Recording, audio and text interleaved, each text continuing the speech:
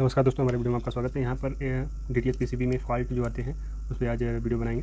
तो उसमें क्या क्या फ़ॉल्ट आते हैं, क्या क्या रिपेयर के प्रोसेस है, तो उस पर डिटेल वीडियो रहेगी।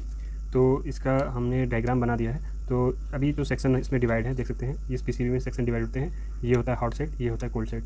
तो कोल्ड साइड जो होता है वो डीसी सेक्शन होता है, जो हॉट साइड होता है वो एसी सेक्शन होता है, एसी कन्वर्जन होता है। और हॉट साइड में करंट लगने का चांस होता है। तो hot side without multimeter check किए हुए हम लगभग जितने भी फॉल्ट होते हैं आपको डिटेल वीडियो बता देंगे इसमें। तो और आपको इसमें मल्टीमीटर से चेक करने का भी जो रहेगा वो भी अगर कहेंगे तो उस पर भी बना देंगे। अभी तो फिलहाल भी without multimeter diagram with diagram की हेल्प से इस वीडियो में आपको डिटेल में समझा देंगे कैसे क्या सिस्टम वर्क करता है किसी भी का डिटेल। इस वीडियो को देखने के बाद आपको सारे इसमें फॉल्ट समझ में आ जाएंगे और कौन से फॉल्ट कहाँ से होते हैं, कौन मेनली रीज़न होता है कहाँ से फॉल्ट होने का, वो भी आपको क्लियर हो जाएगा इसी वीडियो में। तो स्टार्ट करते हैं वीडियो। तो इसमें सेम एज यहाँ से लेके यहाँ तक जो भी फ्यूज़ से मतलब स्टार्टिंग यहाँ से होती है, तो हम स्टार्ट यहाँ से करते हैं फ्यूज़ से लेकर ट्रांसफार्मर तक और ऑटो कपलर तक। ये सेक्शन हॉट साइड है, डिवाइड किया गया है। तो इसी सेक्शन का हम पूरा टोटल वीडियो बनाएंगे। इसी सेक्शन से ज़्यादातर फॉल्ट आते हैं और इस सेक्शन से वोल्टेज के इशू आते हैं, तो वो नेक्स्ट वीडियो में हम डिटेल में वीडियो बना देंगे। तो फिलहाल में यहाँ से जो रेगुलर फॉल्ट होते हैं, जो ज़्यादा फॉल्ट होते हैं, वो बता देंगे आपको। तो स्टार्ट करते हैं यहाँ से, जो है कनेक्टर हमारा। तो कनेक्टर पॉइंट ये स्टार्ट होता है, यहाँ पर देख सकते हैं ये रहा कनेक्टर पॉइंट। एक बार हम इसमें बता देते हैं कनेक्टर फ्यूज़, देख सकते हैं कनेक्टर फ्यूज़, ये रहा इंडिकेटर सॉरी इंडक्टर। इंडक्टर के बाद डायोड आएगा, डायोड के बाद हमारे ये कैपेसिटर आएंगे, कैपेसिटर के बाद ये रजिस्टर आएगा, फिर इसके बाद ये सारे रजिस्टर होते हुए आईसी पर आएगी। क्योंकि आईसी को टोटल अच्छे जो भी वोल्टेज है वो सही अनुपात में मिलना चाहिए। कि वोल्टेज थोड़ा बहुत ऊपर नीचे होगा तो आईसी भी डैमेज होगी और सही से वर्क नहीं करेगा, तो हमारा ट्रांसफार्मर पर सही काम कंट्रोलिंग नहीं कर पाएगा। स्विचिंग का काम डायरेक्टली आईसी ही करती है। तो अब इतने तक हम वीडियो ये जो है दोनों सेफ्टी के होते हैं। ये हमारा डीसी को फिल्टर करने के लिए काम आता है, थोड़ा स्मूथ करेगा डीसी को। तो ये सेफ्टी फीचर है, ये भी सेफ्टी फीचर है और ये पीएफ भी सेफ्टी फीचर के लिए लगे होते हैं। तो आइए इस जो डायग्राम इसको और इससे मैच करते हुए हम बताते चलते हैं। तो ये रहा कनेक्टर, मेन कनेक्टर सॉरी ये रहा मेन कनेक्टर। यहाँ के बाद फ्यूज़ हो गया, फ्यूज़ के बाद देख सकते हैं फेज़ आया, फ्यूज़ से होते हुए फ्यूज़ के बाद इंडक्टर में गया, फेज़ आया, फेज़ यहाँ से आया, फ्यूज़ आया, देख सकते हैं फेज़ यहाँ पर आया, यहाँ से इसमें गया। तो जो ये प्रिंट है बैक का वो इस पर हम बताते चलेंगे। तो ये फ्यूज़ यहाँ से आया, यहाँ पर चला गया और फ्यूज़ के बाद इंडक्टर में डायरेक्ट आएगा, फ्यूज़ के बाद डायरेक्ट इंडक्टर में आएगा, इंडक्टर से डायरेक्ट यहाँ पर जाएगा।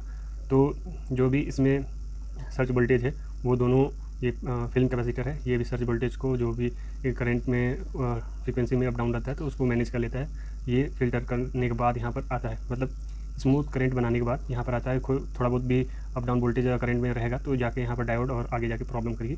तो यहाँ पर आने के बाद अच्छे करंट और वोल्टेज के आपको बैलेंस करंट मिलेगा, बैलेंस वोल्टेज करंट मिलेगा। फिर यहाँ पर एसी टू डीसी कन्वर्ट करेगा। तो ये रहा रेक्टिफायर, ब्रिज रेक्टिफायर। तो ब्रिज रेक्टिफायर इस तरीके से आपने देखा होगा हर जगह बनता है। तो ब्रिज रेक्टिफायर इसी तरीके से बस इसको पीसीबी में लगाने के लिए, आसानी तरीके से लगने के लिए इस तरीके से लगाया दिया गया है। तो यहाँ पर देख सकते हैं दोनों प्लस प्लस आपस में शॉर्ट है इस तरफ, तो माइनस इधर निकल गया और प्लस जो हमारा एनोड कैथोड है इधर शॉर्ट हो गया तो प्लस इधर निकल गया। देखिए सेम एज इसी तरीके से डायग्राम है, बस इसको लगाने का तरीका अलग है। फिर यहाँ से जो हुआ आपके घर में 220 वोल्टेज आएगा, 220 वोल्ट, तो वही वोल्टेज यहाँ पर आएगा। तो वोल्टेज थोड़ा सा इंक्रीज़ हो जाता है क्योंकि एसी डायरेक्टली डीसी में कन्वर्ट हुआ। तो यहाँ पर 450 वोल्टेज का एक कैपेसिटर लगा गया है 47 माइक्रोफैराड, तो उसको फिल्टर करेगा। तो लगभग यहाँ पर 300 वोल्टेज तक जनरेट हो जाता है, इसलिए 450 वोल्टेज तक हाई वैल्यू का यहाँ पर कैपेसिटर लगाया जाएगा। ठीक है, तो उसको यहाँ पर फिल्टर करने के बाद यहाँ से सारे डिवाइड कर दिया जाएगा। ट्रांसफार्मर में अलग चला जाएगा, आईसी में अलग चले जाएंगे, वो भी रजिस्टर के माध्यम से ही जाएगा यहाँ पर। तो रजिस्टर डायोड के माध्यम से जाएगा क्योंकि हम यहाँ पर आईसी को स्विचिंग कराना है, चालू कराना है। तो यहाँ पर स्विच चालू हो जाएगा आईसी। तो आईसी चालू होने के बाद यहाँ पर जो ट्रांसफार्मर है यहाँ पर डीसी तो बन गया, इस प्रकार देख सकते हैं यहाँ पर डीसी तो बन गया, बट यहाँ पर जो है डीसी से ट्रांसफार्मर तो चलेगा नहीं क्योंकि डीसी पर ट्रांसफार्मर चलता नहीं है। तो यहाँ पर पल्सेटिंग डीसी करेगा, स्विच ऑफ स्विच ऑन करेगा। तो इस ट्रांसफार्मर की जो साइज़ है, क्योंकि फ्रीक्वेंसी हाई कर देगा यहाँ पर, फ्रीक्वेंसी हाई करने के बाद ये ट्रांसफार्मर की साइज़ इसीलिए छोटा किया गया है एसएमपीएस में, क्योंकि यहाँ पर स्विचिंग करने का डिवाइस लगा दिया गया है। तो इस कारण से जो हमारा ट्रांसफार्मर स्विच करने पर ये डीसी को एसी कन्वर्ट कर देगा। फिर यहाँ पर काम स्टार्ट हो जाएगा, हमारा जो वोल्टेज कन्वर्जन है यहाँ पर कन्वर्ट होगा। फिर यहाँ पर भी एसी में वोल्टेज कन्वर्ट होकर आउटपुट होगा। ठीक है, अब ये बात की बात है यहाँ पर कितना वोल्ट हुआ, यहाँ पर कितना वोल्ट हुआ, वो तो देख सकते हैं। यहाँ पर एक कॉइल में मल्टी टेपिंग निकाला गया है। तो जिस हिसाब से आप टेपिंग निकालेंगे, जितना वोल्टेज चाहेंगे उस हिसाब से यहाँ पर टेपिंग निकाल कर वोल्टेज बना सकते हैं। तो इस प्रकार से टेपिंग निकल गया है। तो हर जगह एक तरीके से आपको पीएफ लग जाएगा ग्राउंड में। देखिए यहाँ इस ग्राउंड में यहाँ पर ये पीएफ लगा है। ठीक, तो ये वोल्टेज आने के बाद इस ट्रांजिस्टर पर चला जाएगा। फिर इस ट्रांजिस्टर ने वोल्टेज बनाकर आपको यहाँ पर ऑटो कपलर पर देगा। ये मेन चीज़ है, यहाँ पर ध्यान देने वाली थी। ऑटो कपलर यहाँ पर लगाया दिया गया है।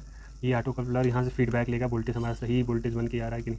वोल्टेज सही बन के आएगा तो वोल्टेज यहाँ से फीडबैक जाएगा इस सर्किट से वापस, जो हमारा डीसी सेक्शन है, तो वहाँ से वोल्टेज हमारा सही प्रॉपर बन रहा है तो ठीक है, फीडबैक यहाँ पर जाएगा। तो फीडबैक आने के बाद ऐसी को सिग्नल देगा हाँ सही है वोल्टेज है, तो वहाँ तक यहाँ पर स्विचिंग ये करना बंद कर देगा, क्योंकि जितना स्विचिंग ऑन स्विच ऑफ करेगा वोल्टेज की रेगुलेट करता रहेगा जब तक कि प्रॉपर वोल्टेज नहीं बन जाता। इस सेक्शन में आप देख सकते हैं, इस सेक्शन में प्रॉपर वोल्टेज जब तक नहीं बन जाता तब तक ये स्विचिंग करता रहता है और वोल्टेज इंक्रीज करता रहता है। तो जहाँ इसको फीडबैक मिल गया कि हाँ वोल्टेज सही है, तो यहाँ पर स्विचिंग का बंद हो जाता है, मतलब स्विचिंग तो करेगा पर वोल्टेज इंक्रीज करना बंद हो जाएगा। इसलिए एक तरीके से पहले तो ट्रांजिस्टर लग जाते थे 2-3, पर वो भी फेल हो जाते थे, पर अब प्रॉपर एक आईसी लगाने पर सर्किट और भी छोटा हो गया है। तो इसी प्रकार से यहाँ पर फॉल्ट में आपको बता दें तो फॉल्ट में यहाँ से डायोड होते हैं और कुछ रजिस्टर होगा तो कार्बनाइज होकर ब्लैक हो जाएंगे, कार्बन हो जाता है तो या जल जाएंगे, तो बहुत जल्दी जलते नहीं है पर जलेंगे तो ब्लैक हो जाएंगे दोनों। कोई भी यहाँ पर डायोड है या रजिस्टर है कोई भी जलेगा तो ब्लैक हो जाएगा। तो ये जल्दी कंपोनेंट जलते नहीं, ज़्यादातर फॉल्ट होते हैं हमारा डायोड, जो आप देख सकते हैं। डायोड जो है, जो ब्रिज रेक्टिफायर ज़्यादातर ये शॉर्ट होते हैं और इंडक्टर हमारा जल जाता है, गल जाता है। फ्यूज़ अगर आप सही लगाए होंगे तो सही रहेगा रेटिंग के हिसाब से, तो फ्यूज़ जल जाएगा। तो ये भी चेक कर लेंगे, इसको खोल के इस प्रकार से खोलेंगे, देखिए इस प्रकार से खोल के फ्यूज़ चेक कर लेंगे। फ्यूज़ लगभग 5 रुपये के अप्रॉक्स मिल जाएगा आपको मार्केट में, होलसेल लेंगे तो 2 रुपये 3 रुपये के लगभग मिल जाता है। तो इसी तरीके से फ्यूज़ जलेगा, तो ये इंडक्टर भी जल सकता है। तो इसको चेक करने के लिए मल्टीमीटर से चेक करेंगे, ये भी मल्टीमीटर से चेक करेंगे, इंडक्टर भी चेक करेंगे, आईसी भी चेक करेंगे। तो आईसी में यहाँ पर देख सकते हैं GF 138022 एक ये आईसी है। तो इस आईसी में अलग अलग ट्रैक पर अलग अलग कनेक्शन है। एक आता है AP 8022 कर आईसी, वो जो भी नीचे का सेक्शन है 1 से 4 तक जो सेक्शन रहेगा वो आउटपुट रहेगा, सोर्स आउटपुट रहेगा, और ड्रेन जो पॉइंट रहेंगे वो आपस में शॉर्ट रहेंगे, सारे ड्रेन आपस में शॉर्ट रहेंगे। तो 2 टाइप की आईसी यूज़ होती है। अगर आपके पास है तो आईसी लगा लीजिए, नहीं तो आप सीधे पीसीबी को ही चेंज कर दीजिए, ज़्यादा कॉस्टली आपका पीसीबी नहीं आता। आईसी चेंज करेंगे तो आईसी चेंज करने का एक मेन रीज़न होगा, कोई ना कोई सर्किट फॉल्ट होगा, ट्रांसफार्मर होगा या कहीं भी शॉर्टिंग की वजह से फॉल्ट होगा। तो इसीलिए उसको सर्च करना बहुत टाइम लगेगा। अगर आईसी फॉल्ट है तो आपको डायरेक्ट चेंज कर देना है। तो आईसी चेंज करने के बाद आईसी अगर चेंज करने के चल गया तो ठीक है, नहीं तो आपको सर्च करना पड़ेगा, क्योंकि ये आईसी इतने जल्दी जलता नहीं है और ये जो कंपोनेंट है वो भी जल्दी जलते नहीं। जलने का तो डायरेक्ट हमने बता दिया है, ये इंडक्टर, डायोड और हमारा ऑटो कपलर। ऑटो कपलर भी कई बार इसमें एक तरफ ऑटो कपलर क्या होता है, एक इसमें LED होती है, एक तरफ LDR होता है। तो LED जब जलता है तो वो सिग्नल एक तरीके से बनाता है, सिग्नल बनाएगा तो यहाँ फीडबैक एक तरह से सिग्नल यहाँ पर आ जाएगा, एक तरह से स्विचिंग का काम ही करता है। जैसे यहाँ से ये ऑन होगा तो एक छोटा हल्का सा सिग्नल यहाँ बनाएगा, तो ये एक तरह से स्विच का काम होता है, आपस में कनेक्ट हो जाते हैं पॉइंट। इधर से आपस में एक इधर से सिग्नल जाएगा, इधर से लाइट चलेगी तो ये LDR आपस में कनेक्ट होगा। एक यहाँ पर रजिस्टर होता है, यहाँ पर ध्यान देंगे तो एक इसके अंदर ही रजिस्टर टाइप होता है LDR, जो लाइट जलने पर रजिस्टर का मान कम हो जाता है तो ये आपस में कनेक्ट हो जाते हैं। तो ये आईसी को स्विच कर देते हैं, एक तरीके से स्विचिंग का डिवाइस काम करता है। तो स्विच करने पर ये आईसी अपनी काम करना बंद कर देगा, जो वोल्टेज इंक्रीज़ कर रहा था। तो हर डिवाइस में अलग अलग सिस्टम के हिसाब से लगता है, फीडबैक नहीं आएगा तो मेन ऑटो कपलर पर भी फॉल्ट होता है। कभी आपको पूरा आपने चेक कर लिया, नहीं समझ में आ रहा तो ऑटो कपलर आपका गड़बड़ है तो वहाँ से भी नहीं फीडबैक देगा। तो सारा चेक करने के बाद यहाँ तक वोल्टेज आपको आना चाहिए, चाहे जैसे ही करके वोल्टेज अगर आपका आ गया तो इसके बाद इस सेक्शन में ज़्यादा फॉल्ट नहीं होगी। तो ट्रांसफार्मर में कभी कभी गड़बड़ा जाता है तो वो भी चेक कर लेंगे, क्योंकि इसमें आप देख सकते हैं इस डायग्राम में कॉयल ही तो बने हैं, कॉयल कहीं से ब्रेक हो जाएंगे, इधर से कोई भी ब्रेक होगा तो पूरी ट्रांसफार्मर ही खराब हो जाएगी। अगर इसमें से एक भी ब्रेक हो गया तो ये आपस में टेपिंग किया हुआ कॉयल है तो कोई भी वोल्टेज बनेगा नहीं, क्योंकि कहीं से एक भी जगह ब्रेक हुआ तो कॉमन से जाएगा नहीं, इधर से भी जाएगा नहीं। तो हो सकता है अगर यहाँ से ब्रेक हो गया तो इस साइड का बनेगा वोल्टेज, इस साइड का नहीं बनेगा, तो आधे वोल्टेज बनेंगे आधे नहीं बनेंगे। और कॉमन के बाद इधर का ब्रेक होगा तो इधर के वोल्टेज बनेंगे, और इधर का ब्रेक हो गया तो इधर के पूरे नहीं बनेंगे। तो इसी टाइप से ये भी आपस में कई बार ये भी जुड़े ही होते हैं। तो इस ट्रांसफार्मर का हमने एक सिंपल बना दिया कि इस तरीके से ट्रांसफार्मर होगा कनेक्शन, और ये हमारा हॉट साइड का कनेक्शन है। जो भी मेन फॉल्ट होते हैं उनका हमने डायग्राम बनाया है। मेन तो आपका ये डायोड है, फिर यहाँ पर ब्रिज रेक्टिफायर डायोड है, फिर ये डायोड है, ये रजिस्टर बहुत कम फॉल्ट होते हैं, आईसी हो गया, फिर ये डायोड हो गया, और ये ऑटो कपलर पर ध्यान दीजिएगा, ये ज़्यादातर फॉल्ट होते हैं। और इंडक्टर भी मल्टीमीटर चेक करेंगे तो पता चलेगा। अगर आपको टोटल वीडियो मल्टीमीटर पर चाहिएगा कि हमको कौन सा कंपोनेंट कैसे चेक करना है तो हम टोटल इस पर वीडियो बना देंगे, कैसे कौन सा कंपोनेंट किस प्रकार से चेक करना है, मल्टीमीटर से कौन से रेंज पर रहना चाहिए। तो ये सारे कंपोनेंट लगभग इसमें सबसे ज़्यादा आपको डायोड मिलेंगे, फिर रजिस्टर मिलेगा, फिर आपके पास कैपेसिटर आएगा, फिर ये PF है, फिर इसके बाद आपके जो ये भी एक PF ही है, फिर इंडक्टर हो गया, लास्ट में ये फिल्म कैपेसिटर हो गया ये। तो ये ज़्यादातर फॉल्ट नहीं होती, ये फट जाते हैं, और जो भी कंपोनेंट है बहुत कम ही इसमें ज़्यादातर कंपोनेंट, और आईसी है मेन, तो आईसी है, तो आईसी शॉर्ट नहीं होना चाहिए।